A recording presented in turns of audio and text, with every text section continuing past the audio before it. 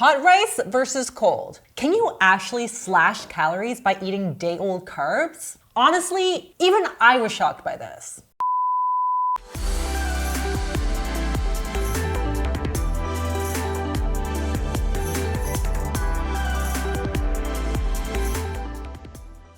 Hey everyone, I'm Abbey Sharp. Welcome to Abby's Kitchen. Today we're going to be talking about the claim that you can cut calories in your rice or other carbs simply by cooling them in the fridge. If you're new here, don't forget to subscribe to the channel and hit up my bio for my free Hunger Crushing Combo ebook and my free Protein 101 ebook.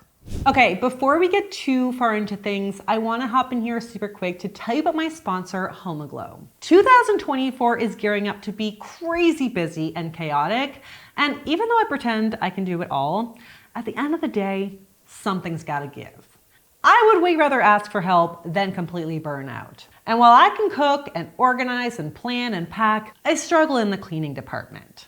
So I have been leaning on Homoglow to help fill in the gaps. So Homoglow is a 5-star cleaning service with super affordable prices, way cheaper than most cleaning services that we have paid for in the past.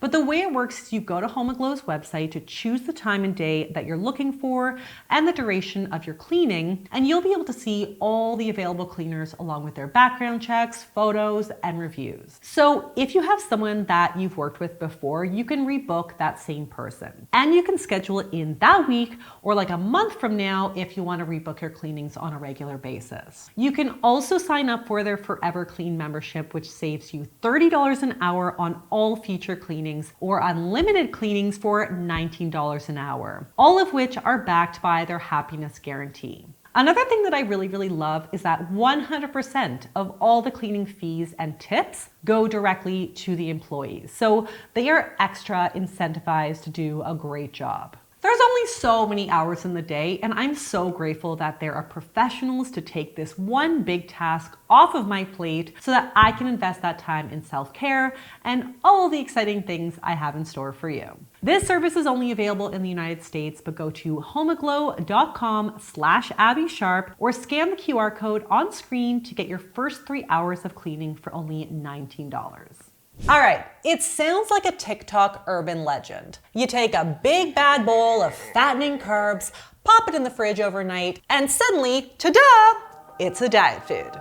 Now, obviously, no carb is inherently fattening, and any food can be a diet food. So yeah, this specific statement is kind of BS, but the science on which it's grounded, actually, no joke, checks out. First, the claim. Basically, the internet has long been alleging that if you put freshly cooked starch like rice or pasta in the fridge to cool overnight, the leftovers will have fewer calories and a lower glycemic index than the freshly cooked carb. The result is a starch solution for people with insulin resistance, diabetes, or folks who love their starchy carbs but are trying to lose weight. So what the is this wizardry all about? And is it actually legit? Well, let's talk the science of retrogradation. This was actually one of my favorite lectures in like year 3 food science, and I'm still totally fascinated by it today. So let's break it down. Starchy carb-containing foods like rice, pasta, potatoes, bread, pizza, etc. are made up of 2 molecules, amylose and amylopectin. For simplicity, I'm going to be referencing rice as our example since most of the research has been done on rice, but just know that basically the same thing happens with any of the popular carbs. When rice is cooked, amylopectin molecules absorb water and swell, but as it cools, hydrogen bonds develop between amylose molecules, transforming the starch into something called resistant starch. Now, you've maybe heard me talk about resistant starch before. Resistant starch is a prebiotic fiber that feeds the good bacteria in our gut. And I went into a lot more detail into how your gut microbiome and your diet influences how many calories you absorb in a food in my video right here. But resistant starch can contribute to weight loss in a few key ways. One, it feeds the good species of bacteria in the gut that are associated with lower risk of obesity and weight gain. 2, it's a fiber that slows down the glycemic and insulin response of a meal and contributes to satiety.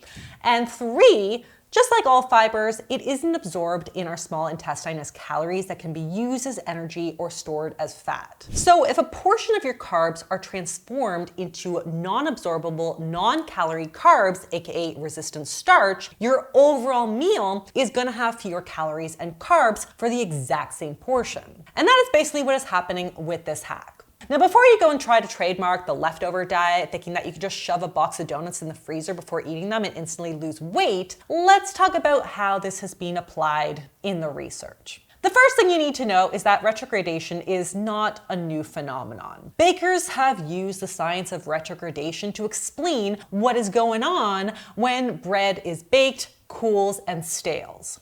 But the research actually alluding to this as a diet hack is still pretty young. One study compared white rice that was eaten fresh versus cooled and reheated. They found that cooling the rice in the fridge overnight almost tripled the resistant starch content and resulted in statistically significant lower blood sugar levels after consumption. The reason for this is that there's just less available carbohydrate content in the rice because it's got that resistant starch now. And less carbs also means fewer calories. But how much?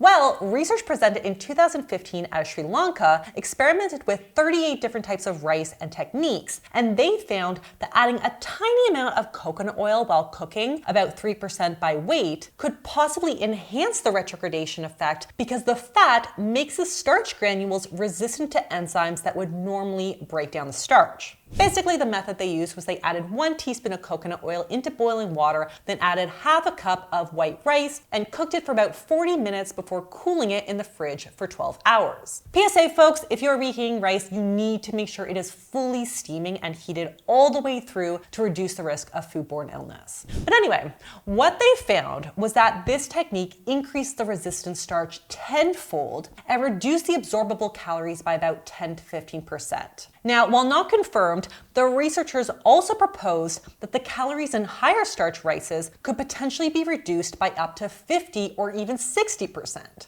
Now, if we take into consideration the calories in the coconut oil and the most conservative 10 to 15% reduction in calories from the method they used, we kind of net out on the calorie hack, at least for low starch rice. But if you eat a lot of higher starch rices like sticky or sushi rice or arborio or other short grain rices, which they estimate could have had a much more significant effect, then it might make a bit of a calorie dent in your diet. But I would think that rice would need to make up a pretty large part of your daily diet for it to work.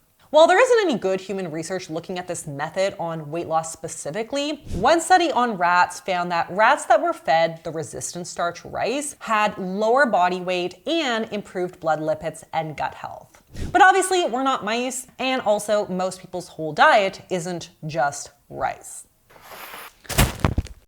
Now, the research on altering bread carbs kind of builds on this science because we have not one, but 2 chemical reactions at play that can change the glycemic index of the bread: the cold from the freezer and the heat from the toaster. One study on bread found that freezing and then toasting the bread significantly lowered the glucose response compared to eating it fresh. Freezing might be even more advantageous than just cooling it in the fridge because it forces the starches to go through the process of recrystallization and retrogradation twice, once through cooling in the freezer and then again during defrosting. But bread specifically is often consumed toasted, which contributes to another chemical process called the Maillard reaction that can further reduce the glycemic load. When compared to fresh bakery bread, toasting it reduced the glycemic response by 25%, freezing and then defrosting reduced the glycemic response by 30%, and freezing, thawing, and then toasting reduced it by 40%. Now, I haven't found any data that explicitly tested how many absorbable calories get shaved off when you toast bread, but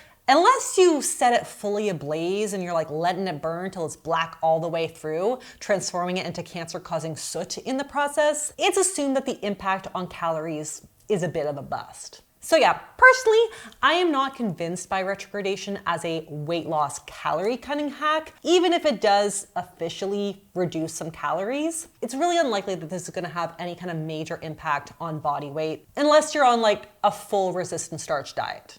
But I do believe that these simple little strategies can be beneficial for blood sugar management.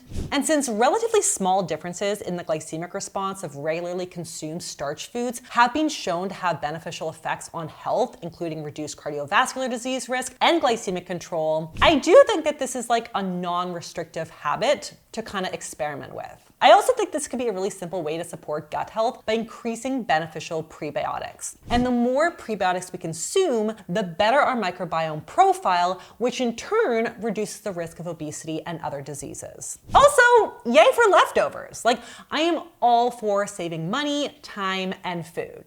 Batch prep for the win. But yeah, I would never suggest you like sit out on dinner to wait for your carbs to cool just to potentially slash some calories. So if weight loss is your goal, how do you legitimately cut enough carb calories to make a dent in your weight? Well, Captain Obvious would just say to eat less carb. Portion control 101. You want to cut your calories in half? Eat half as much rice. Oh, I wish I could, but I don't want to.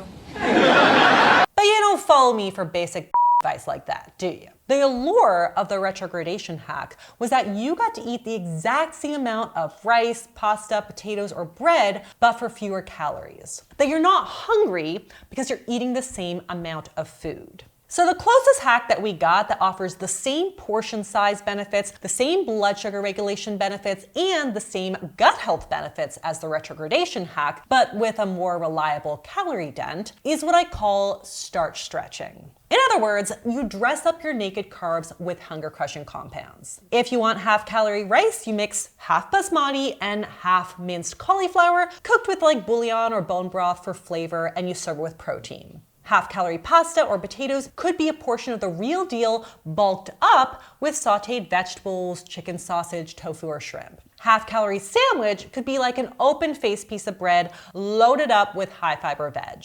This is a mindset shift more than really anything. If you're always focusing on what you're removing, you're going to get stuck in scarcity mentality. But if you focus on what you are adding, you start to see your new meals from the lens of abundance. And by adding flavor, color, and of course, hunger-crushing compounds, you feel physically satiated and emotionally satisfied while naturally edging out some of the refined or lower fiber carbs. It's just like a whoop, where they go. You know, I was vibing over here with the bell peppers. I didn't even miss that extra third of a cup of rice. That mindset is the key to sustainable weight loss. Way more so than just like freezing your bread. Anyway, I would love to hear your thoughts on this. This is such a fascinating topic for me, and I really love any reason to geek out on food science and thinking about molecules. It's kind of my escapism from my crazy, chaotic world. But if you've got more questions, definitely leave them below. I would love to hear how you plan to use this knowledge. And don't forget to subscribe to my free Hunger Crushing Combo ebook and my free protein ebook, and I will see you next time on Abby's Kitchen.